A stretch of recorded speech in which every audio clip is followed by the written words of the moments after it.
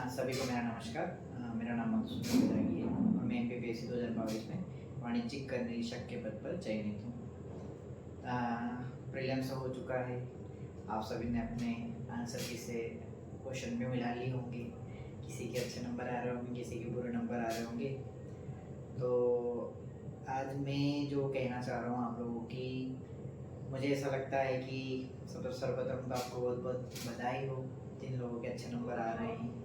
और मुझे भी बड़ी खुशी हुई कि लास्ट टाइम पे जब मैंने पहला वीडियो बनाया था अपना कि मध्य प्रदेश की प्रीलिम्स के लिए कौन कौन से टॉपिक इंपॉर्टेंट हैं, तो अगर आप देखोगे वीडियो वापस से तो आपको दिखेगा कि जो हमने टॉपिक्स बताए थे वो टॉपिक्स में से क्वेश्चन बहुत सारे आए हैं। जैसे कि मैंने बताया था कि मध्य प्रदेश के इतिहास में नीचे के लिए यूनिट बहुत इंपॉर्टेंट है, तो आप देखोगे तो पता चलेगा कि हाँ ठीक है। इसके बाद में मैंने बताया था जनगणना से क्वेश्चन आना ही आना है, जनगणना बहुत अच्छे से पढ़ के जाना आई है, वन डिस्ट्रिक्ट वन प्रोडक्ट और ऐसे बहुत सारी चीज़ें मैंने उस वीडियो में आप लोगों से शेयर की थी। और आशा है जिन लोगों ने वीडियो देखा और उनको काफ़ी हेल्प मिली होगी उन चीज़ों से। अब आज जो ये वीडियो है तो मैं आगे की रणनीति के लिए वीडियो लेकर आया हूँ कि आप आगे क्या करें, जिनका प्रीलिम्स हो रहा है और जिनका प्रीलिम्स नहीं हो रहा है उनको क्या करना चाहिए। तो सबसे पहले तो मैं उनके लिए बात कर लेता हूँ जिनका प्रीलिम्स हो रहा है। तो जिन कैंडिडेट की 65 का जो भी नेगेटिव मार्किंग है उसके बाद में 65 क्वेश्चन ठीक हो रहे हैं, तो मुझे लगता है कि वो सेफ जोन में लगभग अनरिजर्व कट ऑफ 65 के आसपास जाना चाहिए, जितना मेरा अनुमान है और जितने मैंने प्रीलिम्स से निकाले उसके बेसिस पे मैं बोल सकता हूँ। बाकी इसके नीचे ही सभी का रहेगा, अनरिजर्व के नीचे, बाकी 65 से नीचे सभी कट ऑफ रहेगा। आई थिंक मेरा मोटा मोटा जो अनुमान है और जो इतना मैंने समझा है PSC को, तो मुझे लगता है कि 65 तक ही जाना चाहिए। अब मेरे पास 2-3 दिन में से फ़ोन आए कि आगे पढ़े कैसे। जैसे हमारा प्रीलिम्स से निकल चुका है, हमें पूरा भरोसा है कि लगभग 68-69% ठीक हो रहे हैं, तो हमारा प्रीलिम्स से निकल जाएगा। तो पढ़े कैसे आगे। कुछ बच्चे ऐसे हैं जिन्हें नोट्स ही नहीं बनाए, कुछ बच्चे ऐसे हैं कि जिन्हें मैथ्स का पढ़ने जाने वाले हैं, और कुछ बच्चे ऐसे जिन्हें मोटा मोटा पढ़ रखा है पर आगे पता नहीं कैसे करना है। तो देखो, मैं अपनी व्यक्तिगत राय बताता हूँ आप लोगों को। मैं पहले वीडियो में बोल चुका हूँ कि आपको पहले मेंस तैयार करना चाहिए। तो अब जिन लोगों का मेंस है, जिन लोगों का पहली बार मेंस होने वाला है और जिन लोगों को मेंस देने जा रहे हो, तो मुझे ऐसा लगता है कि सबसे पहले तो आपको आपका सिलेबस पूरा करना चाहिए कि मोटा मोटा आप एक बार पूरा सिलेबस देख लें 6 पेपर का। अब उसमें इस बार एक सा लिख भी रखा है कि मिनिमम आपको हर पेपर में 40% नंबर, और जो रिजर्व कैटेगरी है उनके लिए मिनिमम हर पेपर में आपको 30% नंबर लाने पड़ेंगे। तो आपको बाध्यता है कि हर पेपर में आपको 30 या 40% नंबर तो लानी ही है। तो इसके लिए आपको बहुत मेहनत करना पड़ेगी। अब एक मेहनत तो ठीक है, इसके लिए प्रॉपर आपको स्ट्रेटजी भी बनानी पड़ेगी। अगर आप स्ट्रेटजी नहीं बनाओगे तो कोई सेंस नहीं बनेगा, आप कितने भी गदाई माली कर लो। तो आप सबसे पहले ये करो कि जितना भी आपने पढ़ा है या जितना भी आपने मेंस का सिलेबस देखा, उस सिलेबस को है ना एक बार पूरा सिलेबस देखो, और आप देखो उसमें कि आप कौन कौन से टॉपिकों में सहज और कितनी आंसर राइटिंग कर पा रहे हो, और आप डेली अब आंसर राइटिंग चालू करो। मेरा व्यक्तिगत मत ये है कि कम से कम आपको एक दिन में 10-10 नंबर के एक क्वेश्चन और 7-7 नंबर के 2 क्वेश्चन और 2-2 नंबर के 5 क्वेश्चन डेली लिखना चाहिए जिन लोगों का मेंस है। आज से ही शुरू करो, जितना जल्दी हो सकता है उतना जल्दी शुरू करो। और जिन लोगों का भी सिलेबस कंप्लीट नहीं है, तो आप लोगों को मैं बोल दूं कि आप डेली एक टॉपिक, मतलब एक पेपर को साथ में लिखते हुए चलो। जैसे लास्ट के जो पेपर 4, 5 और 6 वो काफ़ी स्कोरिंग सब्जेक्ट होते हैं। जैसे कि मैं आपको बता दूं कि लगभग मेरे हिंदी में 140 या 145 के आसपास नंबर आया करते थे टेस्ट सीरीज में। तो देखो, हिंदी 200 में से भी 140 नंबर दे रही है, और उधर अगर आप हिस्ट्री और जियोग्राफी पढ़ोगे पहले पेपर में तो भी आपको 140 नंबर लाने में बहुत मेहनत करना पड़ेगा। तो हिंदी ऐसा सब्जेक्ट है जो आपको नंबर दिलवाता है। तो क्या करना चाहिए आपको चाहिए कि आप कम से कम हिंदी की इतनी प्रैक्टिस कर लो कि आपके 140-150 नंबर 200 में से आ जाए। क्यों? क्योंकि वो स्कोरिंग सब्जेक्ट है, और अगर आप ध्यान से देखोगे तो उसमें लगभग 60 से 70% क्वेश्चन हर बार रिपीट होते हैं। कोई दिमाग नहीं लड़ाना है वहाँ पे आपको। तो आप, मुझे ऐसा लगता है कि आप चाहो तो सबसे पहले हिंदी कंप्लीट करो, ताकि जैसे जैसे आपके पेपर कंप्लीट हो जाएंगे वैसे वैसे आप में कॉन्फिडेंस बढ़ता जाएगा। तो आपको सबसे पहले 5वें पेपर को कंप्लीट करना चाहिए। और मेरे से कोई पूछ रहा था कि सर कितने घंटे पढ़ना चाहिए। घंटे छोड़ो भाई, घंटे रहने दो। आप एक काम करो, एक टॉपिक उठाओ। आपने एग्जाम्पल के लिए अलंकार उठाया, तो आप एक टॉपिक उठा लो कि आज मेरे को 5वें पेपर में अलंकार पूरा करना है। इंडियन जियोग्राफी में मुझे भारत के भू आकृति प्रदेश के अंतर्गत हिमालय का पर्वतीय प्रदेश पढ़ना है, और आपने एक और इथिक्स में कोई सा टॉपिक उठा लिया कि मनोवृत्ति के बारे में, कि मनोवृत्ति का क्या है, मनोवृत्ति का निर्माण कैसे होता है, इतना आपने टॉपिक उठा लिया।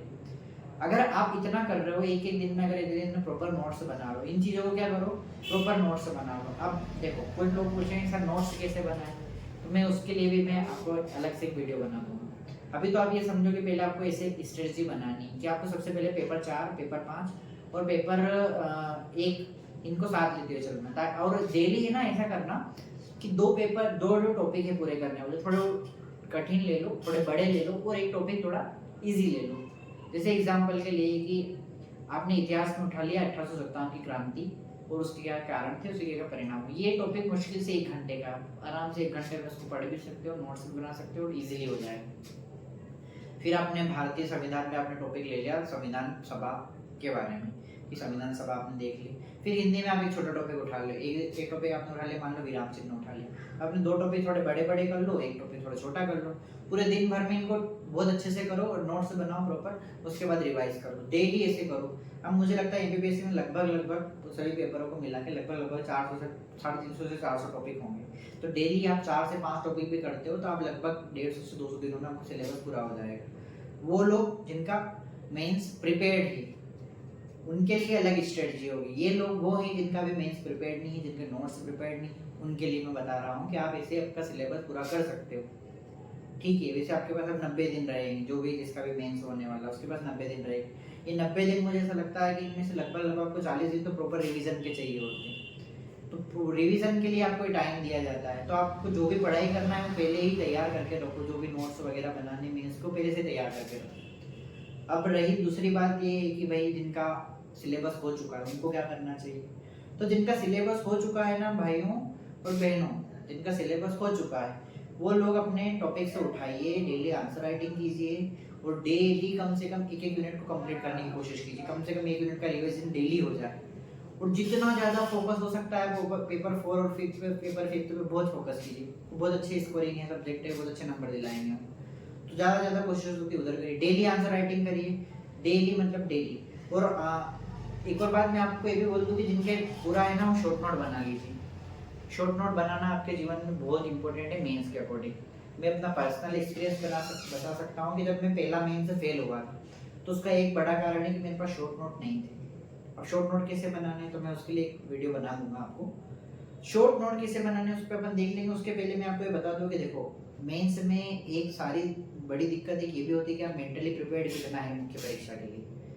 2021 का पेपर जब मैं देने गया तो मेरे पास पहले पेपर के 200 पेज के नोट्स, दूसरे पेपर की 200 पेज के नोट्स, वैसे 200-300 पेजों के नोट्स वो पढ़ा ही नहीं रहे मेरे से। उनको देख रहा हूँ तो मेरा दिमाग खराब हो रहा है कि इतना बड़े नोट्स कैसे पढ़ूँ। तो पता है मैंने पहला पेपर दिया, दूसरा पेपर दिया, तीसरे पेपर में आके मैंने सरेंडर कर दिया 2021 के मेंस में कि भाई अपना नहीं होगा। क्यों? क्योंकि अपना सिलेबस पूरा नहीं हुआ है। क्यों? अपना रिवीजन नहीं हुआ है। रिवीजन क्यों नहीं हुआ साहब? रिवीजन इसलिए नहीं हुआ साहब क्योंकि साहब के तो इतने बड़े नोट्स थे, 1000 पेज के पढ़ रहे थे, पढ़ ही नहीं रहे, देख के उल्टी आने का इच्छा हो रही है, उल्टी आने लगी नोट्स देख के। तो भैया आप नोट्स छोटे बना लो, आपको इजी रहेगा।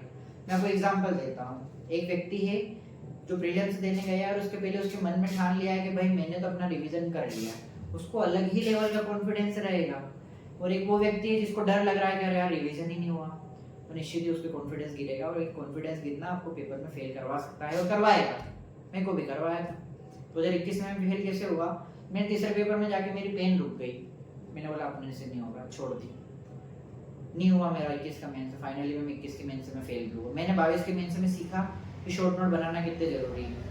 मैंने शॉर्ट नोट बनाए, मैंने अपने जियोग्राफी के जो नोट्स हैं उनको मैंने जो लगभग 400 से 500 पेज के नोट्स थे उनको मैंने मुश्किल से 50 पेज में लिख दिया। कितने पेज में? 50 पेज में लिख दिया। कैसे लिख दिया साहब? कैसे लिख दिया उसका मैं एक अलग से वीडियो बना दूंगा। तो मुझे ऐसा लगता है कि देखो अपने 50 पेज हुए और 50-60 पेज की मैंने हिस्ट्री बना ली, 100 पेज है। 7-8 घंटे में आप 100 पेज आराम से रिवीजन कर सकते हो। पर आपके 700-800 पेज रिवीजन कर सकते हो क्या? नहीं कर सकते आप 700-800। पर आपने अगर 100 पेज रिवीजन कर लिए तो आप में अलग ही कॉन्फिडेंस आएगा पेपर देते हुए कि नहीं यार मेरा मेंस अच्छा जाएगा। क्यों अच्छा जाएगा? क्योंकि आप रिवीजन करके गए हो। तो रिवीजन बहुत बड़ी की होगी सिलेक्शन की, और रिवीजन उसका जल्दी होगा जिसके पास शॉर्ट नोट है।